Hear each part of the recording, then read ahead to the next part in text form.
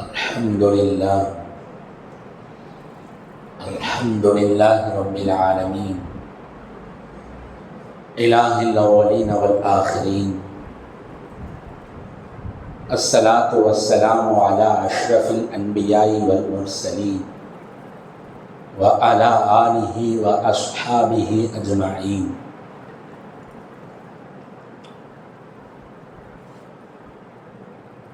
क़ाल अल्लाहु तआला फ़िल महकमित तंज़ील व फ़ुरक़ानिल मजीद बअद अऊज़ु बिल्लाहि मिनश शैतानिर रजीम बिस्मिल्लाहिर रहमानिर रहीम फ़ीहा युफ़रक़ु कुल्लु अम्रिन हकीम ஸதகல்லாஹு மௌலானல் அஸீம்। கண்ணியத்திற்கும் பெருமதிப்பிற்கும் உரிய அல்லாஹ் தஆலாவின் நல்லடியார்களே,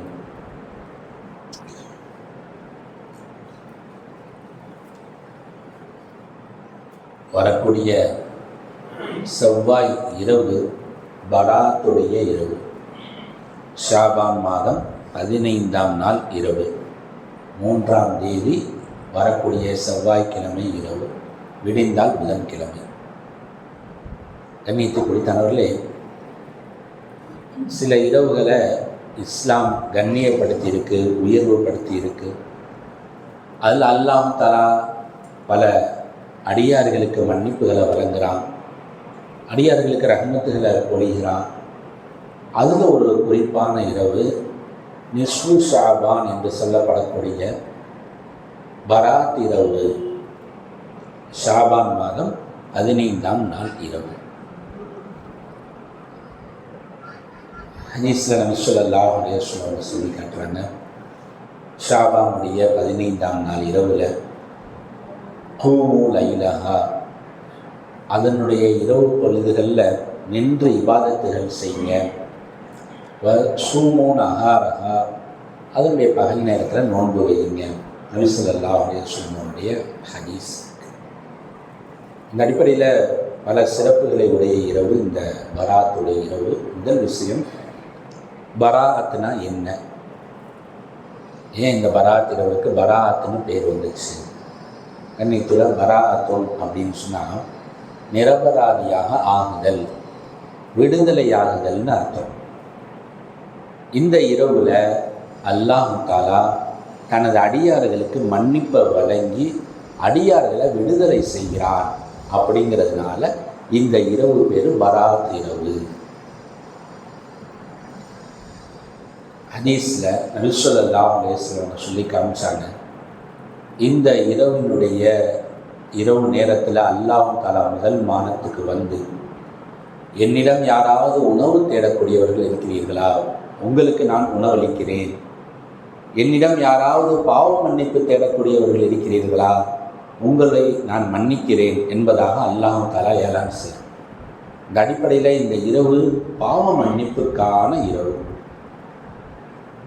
கண்ணியத்துக்குரிய தனவர்களே, மனிதனுடைய இயல்பான தன்மை பாவம் செய்கிறது. குல்லுப்ன ஆதம ஹத்தாவும், ஆதமுடைய மக்கள் அனைவரும் பாவிகளே.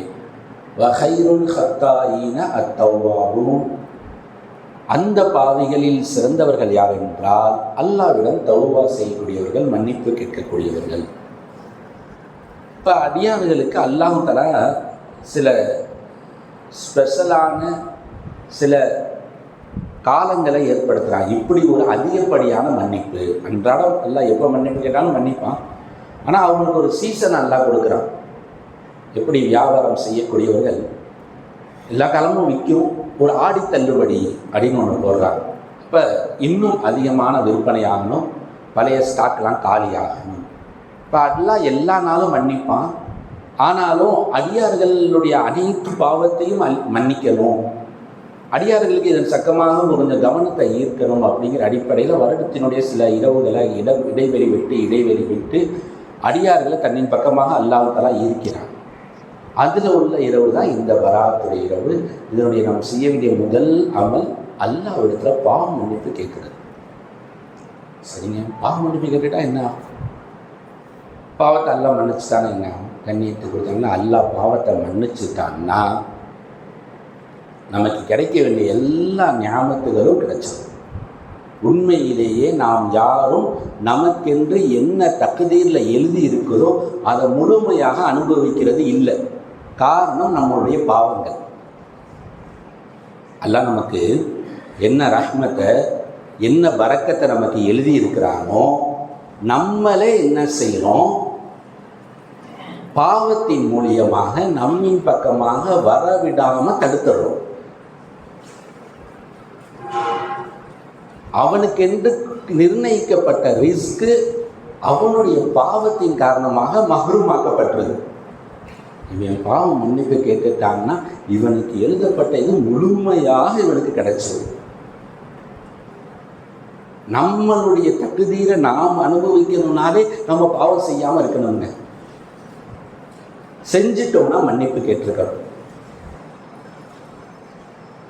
நபி ஸல்லல்லாஹு அலைஹி வஸல்லம் சொல்லுவாங்க, யார் ஒருவர் அல்லாஹ்விடம் மன்னிப்பு கேட்கிறத அவசியமாக்கி கொள்வாரோ அல்லாஹ் தஆலா அனைத்து நெருக்கடியிலிருந்தும் அல்லாஹ் தஆலா அவருக்கு விடுவு காலத்தை ஏற்படுத்திடுவான். எந்த பிரச்சனையும் எந்த கஷ்டமும் தீர்வே இல்லைங்க அப்படின்னு இருக்கவே இருக்காது.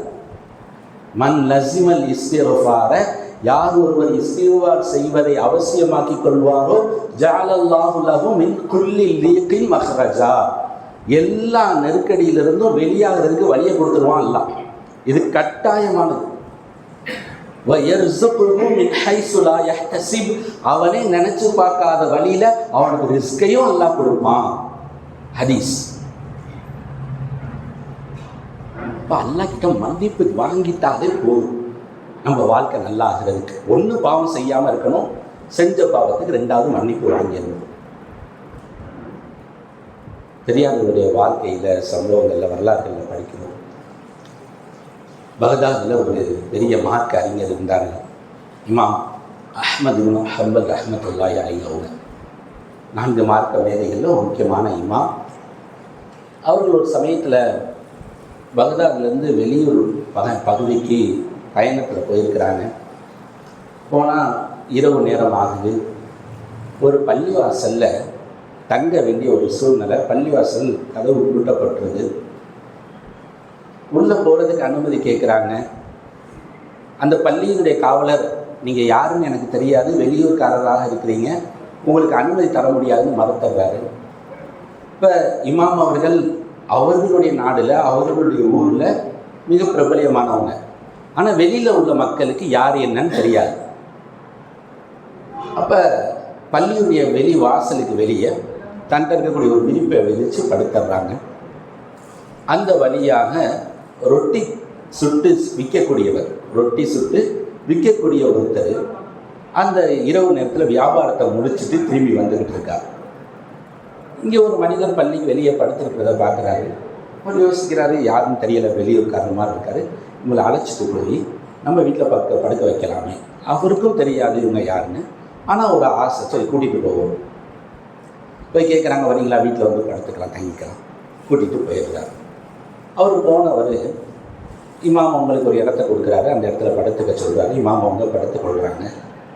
அவர் சிறிது நேரம் தூங்கிட்டு எந்திரிச்சவர் அடுத்த நாள் ரொட்டி தயாரிப்புக்கான மாவுகளை தயார் செய்கிறது மற்றுண்டான விஷயங்களில் ஈடுபட ஆரம்பிச்சார்.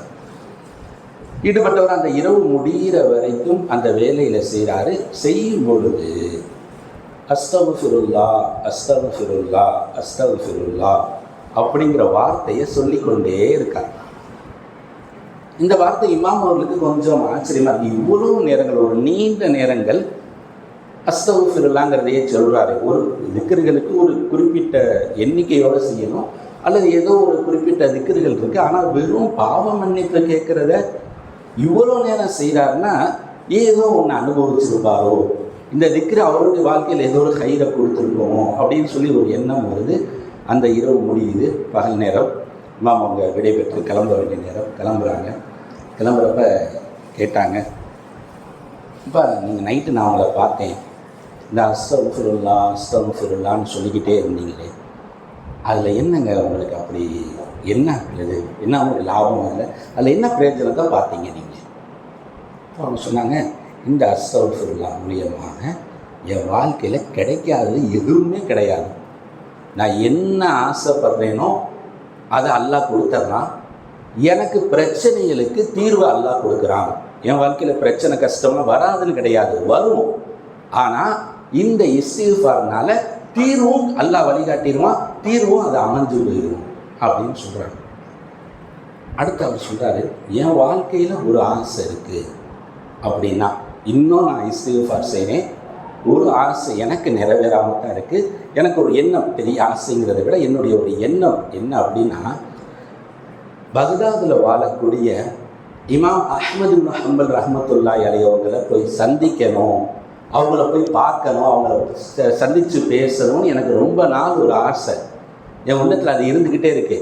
ஆனால் அதுக்கான ஒரு வாய்ப்பு எனக்கு அமையலை, நானும் போக முடியலை, அந்த காலங்கள் தள்ளி போய்கிட்டே இருக்குது. அவங்கள சந்திக்கணுங்கிறதுலாம் எனக்கு ஒரு மிச்சமான ஒரு எண்ணம், மிச்சமான ஒரு ஆசைன்னா அதுதான் அப்படின்னு இமாம் அவங்கள்ட்டே சொல்கிறாங்க. ஆனால் இவர் தான் அந்த அஹ்மது ரஹ்மத்துல்லாஹி அலைஹின்னு தெரியலை. அஹ்மது ஹம்பல் ரஹ்மத்துல்லாஹி அலைஹி சொன்னாங்க, அப்பா நீ எந்த இமாமை பார்க்கணும்னு ஆசைப்பட்டியோ அந்த இமாம் நான் தான்ப்பா, அவர்கிட்ட சொல்லி அறிமுகமாகிறான். கண்ணியத்தை கொடுத்தாங்களே, நம்ம இங்கே பார்க்கணும். ஒரு மனிதனுடைய இஸ்திக்ஃபார் அவருடைய வாழ்நாளுடைய எல்லா பிரச்சனைகளுக்கும் சரியாயிடுது. பெரும் பெரும் சஹாபாக்கள் அல்லாஹ்கிட்ட மன்னிப்பு கேட்டுக்கிட்டே இருந்திருக்கு. ஒரு நாளைக்கு 100 முறை அல்லாஹ்விடம் அஸ்தக்ஃபிருல்லாஹ்ங்கிற வார்த்தையை சொல்கிறேன். இது அப்படியே நம்ம வாழ்க்கையோட இணைப்போம். விசலாசம் ஒரு நாளைக்கு எத்தனை தடவை சொல்கிறாங்க? 100 தடவை அஸ்தக்ஃபிருல்லாஹ், யா அல்லாஹ் என்னை மன்னிச்சிடு, யா அல்லாஹ் என்னை மன்னித்துடுவாயாக, இந்த வார்த்தை வருது. நம்மளுடைய வாழ்க்கை, நம்பி இவங்ககிட்ட என்ன பாவம் இருக்குது? எந்த பாவமும் கிடையாது. நம்பி இவங்க மாசூம், பாவத்தை விட்டு பாதுகாக்கப்பட்டவங்க. ஆனால் அவர்கள் அன்றாடம் சொல்லக்கூடிய வார்த்தை யா அல்லாஹ் என்னை மன்னிச்சுன்னு 1-2 தடவை இல்லை, 10 தடவை இல்லை, 100 தடவை. என் வாழ்க்கையோடு அப்படியே இணைக்கிறேன். என் வாழ்க்கையுடைய பாவத்தின் அளவு என்ன? ஒரு நாளைக்கு எத்தனை தடவை நம்மளுடைய வாழ்க்கையில் இஸ்திக்ஃபார் இருக்குது? யா அல்லாஹ் என்னை மன்னிச்சுன்னு நம்ம கேட்கக்கூடிய வார்த்தைகள். அபூ ஹுரைரா ரலியல்லாஹு அன்ஹு அவர்கள் ஒரு நாளைக்கு 12,000 தடவை அஸ்தக்ஃபிருல்லாஹ் சொல்லுவாங்க. இஸ்திக்ஃபார் அவங்ககிட்ட ஒரு நாளுடைய கணக்கு 12,000 தடவை. யா அல்லாஹ் என்னை மன்னிச்சுது, யா அல்லாஹ் என்னை மன்னிச்சுது. அது நீட்டு கொடுத்தாங்களே, ஞாபகத்தில் பெரிய ஞாபகம் அல்லாஹ்வுடைய மன்னிப்பு தான். குர்ஆனில் ஒரு ஆயத்து இருக்கும், முஹம்மது ரசூலுல்லாஹ் வல்லதீனா ஆமனு மஅஹு, முஹம்மது நபி ஸல்லல்லாஹு அலைஹி வஸல்லம் அவர்கள் மீண்டும் அவங்களோடு சேர்ந்து இருக்கக்கூடிய அந்த சஹாபாக்கள் அப்படின்னு வரக்கூடிய அந்த ஆயத்து. அந்த ஆயத்து ஒரு 5-6 வரிகள் இருக்கக்கூடிய ஒரு ஆயத்து. அந்த ஆயத்தில் அரபியினுடைய எழுத்துக்கள் 29 எழுத்தும் பயன்படுத்தப்படும். ஒரே ஆயத்தில் ஒரு 5-6 லைனுக்குள்ளார 29 அரபி எழுத்துக்களையும் நல்லா பயன்படுத்தியிருப்பான். அது என்னன்னா, சஹாபாக்களை புகழக்கூடிய ஒரு ஆயத்து. அவர்கள் தங்களுக்கு மத்தியில் இறக்கமாக இருப்பாங்க, எதிரிகள்கிட்ட கோபமுடையவர்களாக இருப்பாங்கன்னு சொல்லி சஹாபாக்களை புகழக்கூடிய ஆயத்து. சரி, சஹாபாக்களை புகழ்றதுக்கு அல்லாஹ் தஆலா அரபியினுடைய எல்லா வார்த்தையும் பயன்படுத்தியிருக்கான். சரி, எல்லா எழுத்தும் பயன்படுத்தப்படுது. அதில் அதே கடைசி அல்லாஹ் சொல்றா, இவங்களுக்கு என்ன கிடைக்கும்னா மஃபிரத்துன், அவர்கள் இவ்வளவு புகழ்ந்துட்டு அல்லாஹ் அவங்களுக்கு நான் என்ன கொடுக்க போகிறேங்க, அப்படியே வாங்க ஒரு பெரிய சொத்து இருக்குது, அப்படியே வாங்க அவங்களுக்கு ஒரு பெரிய மாளிகை இருக்குது, அப்படியே வாங்க அவங்களுக்கு ஒரு பெரிய இது இருக்குது, இதெல்லாம் இல்லை, இவங்களை நான் மன்னிப்பேன். ஏங்க, சஹாபாக்கள் ஒரு பெரும் தியாகத்துடைய கூட்டம். அந்த தியாகத்தை புகழ்றதுக்குன்னே ஒரு பெரிய ஆயத்து. அந்த ஆயத்துடைய கடைசியில் அல்லாஹ் சொல்லக்கூடிய வார்த்தை, அல்லாஹ் கொடுக்கக்கூடிய பரிசுடைய இறுதி, நான் மன்னிச்சுடுவேன். அவ்வளோதான். அல்லாஹ்வுடைய மன்னிப்பு தான் உலகத்தில் கிடைக்கக்கூடிய பரிசுகளிலே ஆக சிறந்த பரிசு. அந்த மன்னிப்பு இருக்கக்கூடிய இரவுகளில் ஒரு இரவு இந்த பராத்துடைய இரவு, வரக்கூடிய செவ்வாய்க்கிழமை இருக்கக்கூடிய அந்த இரவு. அந்த இரவில் அல்லாஹ்கிட்ட பாவ மன்னிப்பு வாங்கி கொள்ளணும் அவசியம். அந்த இரவில் நம்மளால் எவ்வளவு விவாதத்துகள் செய்ய முடியுமோ விவாதத்துகள் செய்யணும். எவ்வளவு பாவ மன்னிப்பு கேட்க முடியுமோ அவ்வளவுக்கு பாவ மன்னிப்பு கேட்கணும். நபி ஸல்லல்லாஹு அலைஹி வஸல்லம் பராத் சந்தமாக சொல்லக்கூடிய இன்னொரு ஹதீஸில் 2 நபர்களுக்கு அந்த இரவுலையும் பாவ மன்னிப்பு வழங்கப்படாது, அவங்க தான் மன்னிக்க போகிறதில்லை. ஒன்று முஷ்ரிக்குன், அல்லாஹ்க்கு இணை வைக்கக்கூடியவனுக்கு மன்னிப்பு கிடையாது. சரி. 2வது முஷாஹினுன், தங்களுக்கு மத்தியில் குரோதமாக இருக்கக்கூடியவர்கள், பகைமை பாராட்டக்கூடியவர்களுக்கு அன்றைய இரவிலும் மன்னிப்பு வழங்கப்படாது. அதை கொஞ்சம் யோசிக்கிறேங்க. நம்மளுடைய வாழ்நாளில் எங்கெங்கெல்லாம் குரோதங்கள் இருக்குது, எங்கெங்கெல்லாம் பகைமை இருக்குது, அதை கொஞ்சம் பார்த்து அதை நம்ம சரி செய்ய வேண்டிய கட்டாயத்தில் இருக்கும். நம்மளுடைய உறவுகளில், நம்மளுடைய பழக்க வழக்கங்களில், நம்மளுடைய தொழில்களில், நம்முடைய குடும்பங்களில் எங்கெல்லாம் குரோதம் இருக்கோ கட்டாயம் அதை நம்ம தான் சரி செய்யணும். நம்ம மேலே தப்பு இருந்தாலும் சரி, இல்லாவிட்டாலும் சரி, இது நமது கட்டாய கடமை. தெளிவான ஹதீஸ் நமக்கு அது இருக்கிறதோட நம்ம பாவ மன்னிப்பே கிடைக்காது அப்படின்னே சொல்கிறாங்க. முஷாஹினூன், இவருக்கு பாவ மன்னிப்பே கிடையாது அப்படின்னே வருது. அவருக்கு நமக்கும் பிரச்சனை சரியாகுதோ இல்லையோ, அவருக்கு நமக்கும் உள்ள குரோதம் சரியாயிடணும், வெறுப்பு சரியாயிடணும், அதில் எங்கேயும் மன்னிப்பு கேட்கப்படணும். சஹாபாக்களுக்கு மத்தியில் சின்ன சின்ன குரோதங்கள் நடந்திருக்கு, சங்கடங்கள் நடந்திருக்கு, உடனே மன்னிப்பு கேட்டுக்கிட்டாங்க. அபூதர் ரலியல்லாஹு அன்ஹு அவர்கள் ஒரு சமயத்தில் பிலால் ரலியல்லாஹு அன்ஹு அவர்களை பார்த்து ஒரு வார்த்தை சொல்லுவாங்க, யப்ன சௌதா, ஒரு கருப்பின பெண்ணின் மகனே அப்படின்னு சொல்லி அபூதர் ரலியல்லாஹு அன்ஹு அவர்கள் பிலால் ரலியல்லாஹு அன்ஹு பார்த்துட்டு ஒரு வார்த்தை சொல்லிடுவாங்க. அவங்க இந்த கருப்பின மக்கள், அந்த மக்களை சார்ந்தவங்க ஏதோ ஒரு கோபம் ஒரு வார்த்தை விட்டாச்சு. பிலால் ரலியல்லாஹு அன்ஹு மனசு ரொம்ப சங்கடமாயிடும். இப்படி நம்மளுடைய வம்சம் பரம்பரையோட இணைச்சில திட்டிருக்காங்க, அதுவும் அம்மாவோட இணைச்சிட்டாங்களே, அப்போ தாங்க முடியாது. நபி அவங்கள்ட்ட போய் சொல்கிறாங்க. நபி ஸல்லல்லாஹு அலைஹி வஸல்லம் அபூதர் ரலியல்லாஹு அன்ஹு விசாரிக்கிறாங்க. ஆமாம் நடந்துச்சு. நபி ஸல்லல்லாஹு அலைஹி வஸல்லம் இன்னக இம்ரவும் ஃபீக ஜாஹிலியா, நீங்கள் அறியாமை கால பழக்கம் இருக்கக்கூடிய மனுஷனாக இருக்கீங்களே அப்படின்னு சொல்லிட்டு அபூதர் ரலியல்லாஹு அன்ஹு கண்டிக்கிறாங்க. அபூதர் ரலியல்லாஹு அன்ஹு அவர்கள் வெளியே வந்து வாசலுக்கு வந்து தரையில் படுத்து தன்னுடைய கன்னத்தை தரையில் வச்சிடுறாங்க. வச்சுட்டு சொல்கிறாங்க, என் கன்னத்தில் நான் யாரை திட்டினேனோ அந்த பிலால் ரலியல்லாஹு அன்ஹு அவர்கள் வந்து காலை வைக்காத வரைக்கும் நான் இந்த இடத்த விட்டு எந்திரிக்க மாட்டேன். விஷயம் பிலால் ரலியல்லாஹு அன்ஹுக்கு எத்தி வைக்கப்படுது. பிலால் ரலியல்லாஹு அன்ஹு அவங்க வர்றாங்க. வந்துட்டு சொன்னாங்க, அல்லாஹ்வுக்காக சஜ்தா செஞ்ச ஒரு கன்னத்தில் என்னால் காலை வைக்க முடியாது, நான் அவங்கள மன்னிச்சிட்டேன் அப்படின்னு சொல்லி எந்திரிக்க சொல்லிட்டாங்க. கண்ணியத்து கொடுத்தாலும் இங்கே இருக்கக்கூடிய அங்கே புரிதல்களை பார்க்குறோம். தான் செஞ்சது தவறு அப்படின்னோடனே எவ்வளவு கீழே இறங்கி சாதாரணமாக போய் மன்னிச்சுக்கங்க ஒரு வார்த்தையோடு முடிச்சிருக்கலாம். இல்லை, உணர்வுபூர்வமான மன்னிப்பு போனாங்க. தரையில் போய் கன்னத்தில் வச்சாங்க. மன்னிக்கக்கூடியவர் இன்னும் வலிமையாக ஆயிருந்திருக்கலாம். ஆனால் அவங்களும் இறங்கி வந்து, இல்லை நான் அந்த செயலை செஞ்சு தான் உங்களை மன்னிக்கணும் தேவை, நான் உங்களை மன்னிக்கிறேன். கண்ணியத்து கொடுத்தோம். இது சஹாபாக்கிட்ட இருந்துச்சு. மனிதர்கள், உறவுகள், குடும்பங்கள் அப்படின்னா மாற்று கருத்துக்கள், மனஸ்தாபங்கள் இதெல்லாம் இருக்கும். ஆனால் குரோதம் இருக்கக்கூடாது, பகைமை இருக்கக்கூடாது. இந்த இரவில் மன்னிப்பு வழங்கப்படுறதுக்கு ஒரு முக்கியமான நிபந்தனைகளில் ஒன்று, அவர் யாரிடமும் குரோதம் உடையவராக இருக்கக்கூடாது. அந்த அடிப்படையில் நமது உறவுகளில், நமது குடும்பங்களில், நமக்கு பழக்க வழக்கங்களில் எங்கேயோ குரோதம் இருக்குன்னா நான் முன் வந்து, நம் மீது தவறு இல்லை தான் இருந்தாலும் நாம் முன் வந்து மன்னிப்பு கேட்டு அந்த குரோதத்தை சரி செய்ய வேண்டியது இந்த இரவுக்கு முன்னாடி நம்ம செய்ய வேண்டிய ஒரு முக்கிய அமலாக இருக்குது. கண்ணியத்துக்கு அந்த வராத்துடைய இரவில் அதிகமான வணக்கங்கள் செய்வதோடு அதுக்கு முந்தைய நிபந்தனைகளாக எந்த விஷயங்கள் இருக்கோ அதையும் தேடி நாம் கவனத்தில் கொண்டு அந்த இரவு ஹயாத்தாக்கணும். எல்லாம் உள்ள அல்லாஹ் தஆலா சொன்னதன்படி கேட்டதன்படி அமல் செய்து தந்துள்ளானாக. வாஹித் தாவானா அல்ஹம்துலில்லாஹி ரப்பில் ஆலமீன். சுன்னத்துடன்